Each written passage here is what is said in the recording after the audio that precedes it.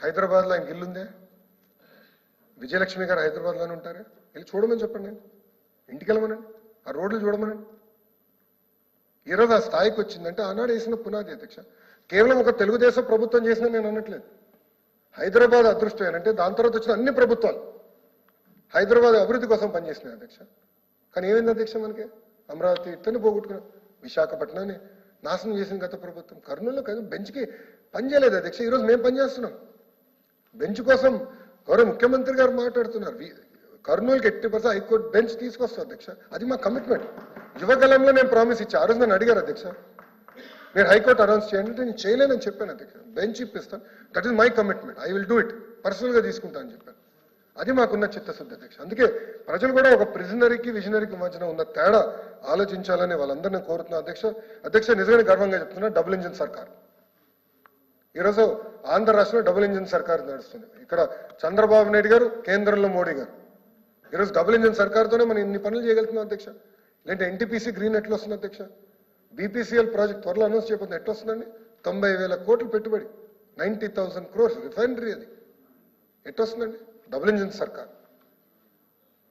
ఈరోజు ఇండియాలో మన భాగస్వామ్యం అయ్యే కనుకనే ఈరోజు పెద్ద ఎత్తున మనం అభివృద్ధి చేసుకోగలుగుతున్నాం, మనం ముందరికి వెళ్ళగలుగుతున్నాం అధ్యక్ష. ఈరోజు leader of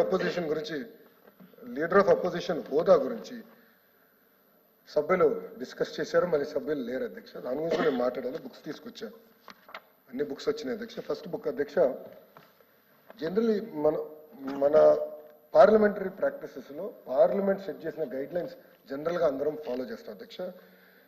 this is directions by the speaker of Lok Sabha అధ్యక్ష. దీంట్లో చాలా స్పష్టంగా conditions for recognition, page number 62, point number 121C గాని ఒకసారి చూస్తే, ఒకసారి చదువుతాను అధ్యక్ష. In recognising a parliamentary party or group, the speaker shall take in to consideration the following principles అని ఉంది అధ్యక్ష. దట్ ఈస్ 121 అధ్యక్ష. దాని కింద 3 అంశాలు ఉన్నాయి అధ్యక్ష.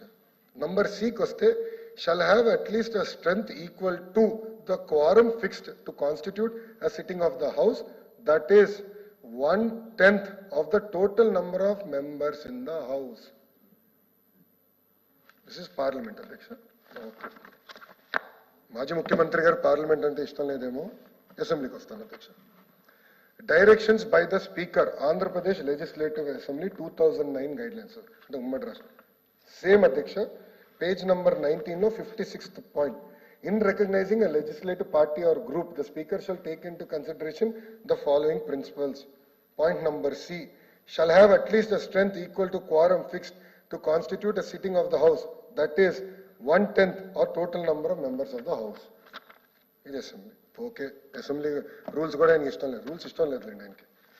బట్ గౌరవ మాజీ ముఖ్యమంత్రి గారు 13 జూన్ 2019 ఏం చెప్పారు అసెంబ్లీలో నేను చూస్తున్నాను అధ్యక్ష. చంద్రబాబు నాయుడు గారికి 23 మంది శాసనసభ్యులు ఉన్నారు. ఒక 5గురిని లాగేస్తే ఆయనకు 18 మందో 17 మందో ఉంటారు. అప్పుడు ఆయనకు ప్రతిపక్ష నాయకుడి స్టేటస్ కూడా ఉండదు. నేను చెప్తాం కాదు అధ్యక్ష, మాజీ ముఖ్యమంత్రి వర్యులు స్వయంగా చెప్పారు అధ్యక్ష, హౌస్లో చదివారు అధ్యక్ష. ఈరోజు ఆన్ వాట్ బేసిస్ మీరు వచ్చి మమ్మల్ని హౌస్ లో బైకాట్ చేస్తారు అధ్యక్ష? మీరు కూడా ఉన్నారు, గవర్నర్ గారు రాక వస్తారు. గతంలో మేము కూడా ధర్నా చేసాం అధ్యక్ష, మేము మా స్థానాల్లో ధర్నా చేసాం. నచ్చపోతే మేము బయటకు వెళ్ళాం తప్ప ఏనాడు ఇట్లా వెళ్ళి గవర్నర్ గారి పైన కాగితాలు మేము వేయలేదు అధ్యక్ష, ఏనాడు చేయలేదు అధ్యక్ష. ఆంధ్ర రాష్ట్ర చరిత్రలో ఇది రెండోసారి అనుకుంటా, 2-3సారి. గతంలో తెలంగాణ రాష్ట్ర విభజన జరిగినప్పుడు పెద్ద ఎత్తున ఉద్యమం జరిగింది, దాంట్లో జరిగింది. దాంతో మొదటిసారి అధ్యక్ష గవర్నర్ గారిని గౌరవంగా మనం పిలుచుకున్నాం. మన రిక్వెస్ట్ ఆయన వచ్చి ప్రసంగం చేశారు. డిబేట్ చేయండి. ఈరోజు లేరు అధ్యక్ష డిబేట్కి. వాళ్ళు ఉన్నప్పుడు నేను డిబేట్ చేశాను, సత్య దూరం మాటలు చెప్పినప్పుడు నేను డిబేట్ చేశాను, నేను ఉంచినా మాట్లాడా. వాళ్ళు వైస్ ఛాన్సలర్ గురించి అన్నారు, మీరు ఆధారాలు ఇవ్వండి, ఐ టేక్ యాక్షన్ అంటే మళ్ళీ పేపర్లో వచ్చిందంట, సాక్షిలో వచ్చింది, మీరు యాంకర్ అయ్యింది. ఓకే, రెసిగ్నేషన్ లెటర్స్ అన్ని నేను తెప్పించుకుంటా, చైర్మన్ గారికి ముందలు పెడతా, will take a decision, I'm ready.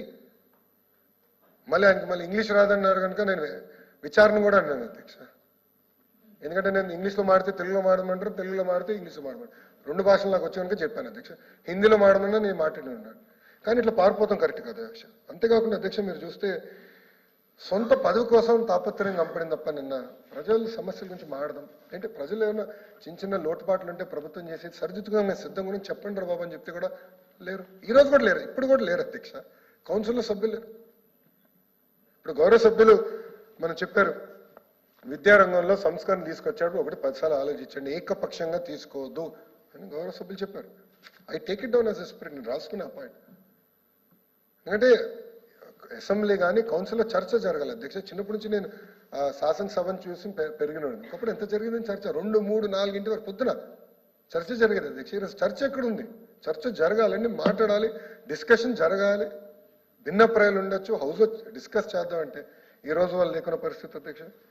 అధ్యక్ష ఒకటే కోరుతున్నా అధ్యక్ష, మీరు చూస్తే గవర్నర్ గారి అడ్రస్లో చాలా స్పష్టంగా సూపర్ 6 గురించి కూడా ప్రస్తావించారు. ఓపెనింగ్ స్టేట్మెంట్లోనే చాలా స్పష్టంగా పేజ్ నంబర్ 2లో గౌరవ ముఖ్యమంత్రి గారు సూపర్ 6 హామీలు రూపొందించారు, అవన్నీ మేము అమలు చేస్తాము, ప్రజల సంక్షేమం కోసం మేము ముందరికి నడుస్తామని చాలా స్పష్టంగా పేజ్ నంబర్ 2లోనే చెప్పారు సార్.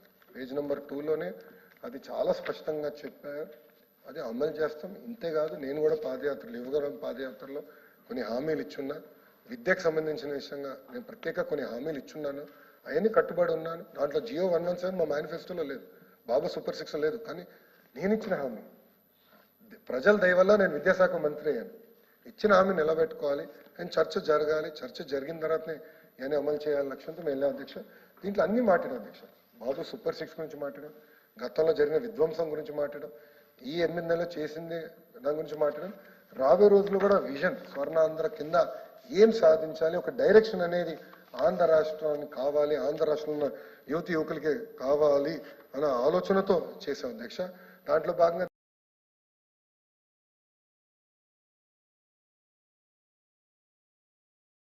పేదరికం అనేది ఉండకూడదు అధ్యక్ష. కొన్ని ప్రాంతాలు అద్భుతంగా అభివృద్ధి చెందినాయి, కొన్ని ప్రాంతాలు చాలా వెనుకబడి ఉన్నాయి అధ్యక్ష. నేను చూశాను అధ్యక్ష పాదయాత్రలో, అసలు నంద్యాలకి కర్నూలుకి ఇంత డిఫరెన్స్ ఉంటుందని నా జీవితంలో ఊహించలేదు అధ్యక్ష. నేను ఊహించాను పాదయాత్రలు నేను చూశాను. అసలు కర్నూలు ఇంత వెనుకబడి ఉందా, కొన్ని వెస్టర్న్ బిట్స్ అయితే ఎంత వెనుకబడి ఉంది. దానికి కారణం ఒకటే సాగునీటి ప్రాజెక్టులు అధ్యక్ష. ఒకరోజు నేను నడుస్తుంటే ఇది మన కర్నూలు పార్లమెంట్లో అధ్యక్ష నేను లెక్క పెట్టా 200 వాహనాలు వెళ్ళాను నా ముందర, వలసల కార్మికులు. ఎక్కడికి వెళ్తున్నారు? గుంటూరుకి. దేనికి? మిర్చి. ఆలూరు కాన్స్టిట్యున్సీ. అక్కడ నీరు లేదు అధ్యక్ష. ఇవన్నీ చాలా సీరియస్ తీసుకుంటున్నాం. ఇరిగేషన్ ప్రాజెక్టులు ఏర్పాటు చేయాలి, వ్యత్యాసం లేకుండా అన్ని ప్రాంతాలు సమగ్ర అభివృద్ధి చెందాల లక్ష్యంతో మన ప్రభుత్వం పనిచేస్తుందని ఆంధ్ర రాష్ట్ర ప్రజలు తెలుపుకుంటూ, అంతేకాకుండా అధ్యక్ష పేదరికం లేని ఆంధ్ర రాష్ట్రం మన ప్రభుత్వ లక్ష్యం. దానికి అభివృద్ధి చేస్తాం, సంక్షేమం చేస్తాం. ప్రజలకి ఏమైనా ఇబ్బంది ఉంది అధ్యక్ష, మేము 10 నిర్ణయాలు తీసుకుంటాం. విద్యాశాఖ మంత్రిగా నేను 10 నిర్ణయాలు తీసుకుంటా. నేను దేవుడు కాదు, నేను మనిషిని. కొన్ని పొరపాట్లు జరుగుతాయి, చెప్పండి, సరిదిద్దుకోవడానికి సిద్ధంగా ఉన్నా. అంతేగాని 144 సెక్షన్ పరదాలు కట్టుకుంటాం, లేదంటే ఎవరన్నా గాల్లో హెలికాప్టర్ వెళ్తుంటే కింద ట్రాఫిక్ ఆపేస్తాం, లేదంటే ముఖ్యమంత్రి గారు ఎక్కడికి వెళ్తుంటే చెట్లు కొట్టేస్తాం, లేదంటే మంత్రులు బయటకు వస్తే హౌస్ అరెస్ట్ చేస్తాం అనేది మా ప్రభుత్వ విధానం కాదు. ప్రజలు కూడా చెప్తున్న అధ్యక్ష, సంఘాలు కూడా కోరుతున్నారు, రండి. మంత్రులుగా ఒక విద్యాశాఖ మంత్రిగా నేనున్నా, సోషల్ వెల్ఫేర్ మంత్రిగా స్వామి గారు ఉన్నారు, విద్యుత్ శాఖ మంత్రిగా రవి గారు ఉన్నారు, హోంమంత్రిగా అనిత గారు ఉన్నారు. మీ అందరూ ఉన్నాం మంత్రులుగా. మీ సమస్యలు తెలిసినానుకున్నాం, సమస్యలు పరిష్కరిస్తాం, చాలా సీరియస్గా ఉన్నాం. అంతేగాని ఏదో పారిపోదామో అలాంటి దొంగ కేసులు పెట్టి మిమ్మల్ని ఇబ్బంది పెట్టించాలని మా లక్ష్యం కాదు. రాండి, కలిసికట్టుగా ఆంధ్ర రాష్ట్రాన్ని అభివృద్ధి చేసుకుందామని ఆంధ్ర రాష్ట్ర ప్రజలు కూడా నేను కోరుకుంటూ, నాకు ఇంత అద్భుతమైన అవకాశం ఇచ్చిన చైర్మన్ గారికి నా హృదయపూర్వక ధన్యవాదాలు తెలుపుకుంటూ మీరు సెలవుస్తున్నాను. నమస్కారం అధ్యక్ష. జై Hind. The question is that the following motion moved by Sri B. Trimal Naidu, MLC, is before the House, that an addresses be presented to Governor in the following form, that the members of Andhra Pradesh Legislative Council assembled for the